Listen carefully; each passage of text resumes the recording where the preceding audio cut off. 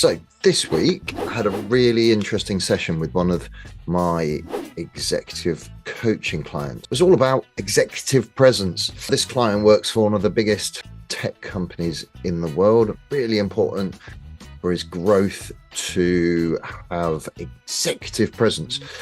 What does that mean? Ugh, disgusting. We dug into it and it seemed that how he was being in meetings was an area we could look at.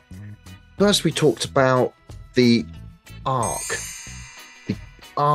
of the meeting. So making sure that you come in, land, move into maybe a disruptive event that makes people really wake up and change their perspectives, then building to a climax, and then integrating and making sure that there's that time at the end of the meeting to make sure that everybody agrees on what's being decided and who's going to do what. Setting an intention prior to the meeting. I get my clients to sit down for 15 minutes prior to the meeting, list out their values, their own personal values, and then work through what's important about the meeting in line with those values and how do they want to be in the meeting.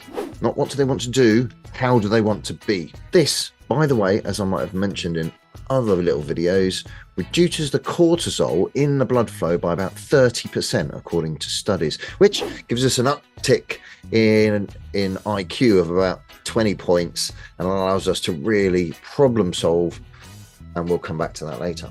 When we get people into the meeting, if we're running a meeting, getting them to land, what we do as facilitators is maybe just a one-word check-in. One of my favorites is to say, okay, before this meeting, I was feeling blank, and my hope for the meeting is blank, and get everyone to just go around. What next?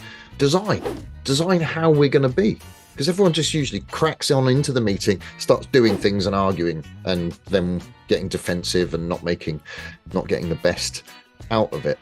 So designing how we want to be in the meeting. People might say, I want to be heard.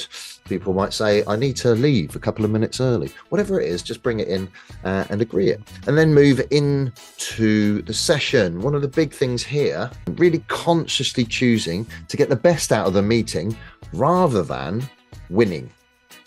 So you're not going in and deciding you need to convince everyone that your idea is the best, right? You get the wisdom in the room, all of you, to work on getting the best solution. How do we do that? You do that by asking powerful questions. Begin with what and how. Never, ever, ever ask why. Never ask why. Active listening. Okay, so practicing that active listening skills of, okay, what I'm hearing is, and what you feel is. This is a great way of reframing. And when you get to the end of the meeting, and remember the arc, you're at least starting to do this before 10% from the end of the meeting. Start looking to move, start changing the tone of the meeting by saying something like, okay, I just want to summarize, make sure we're all agreed and aligned on what we've decided. What I heard was this and this and this, and what we're all going to do is this, and this person said this and this and this. So everyone agreed. Have I missed anything? Help me out here. Making sure that everyone's absolutely clear before they leave what they're accountable for. And then you can close the arc and leave the meeting. If you do all of this, people will start to respond to you in a better way. You're going to get better results from your meetings.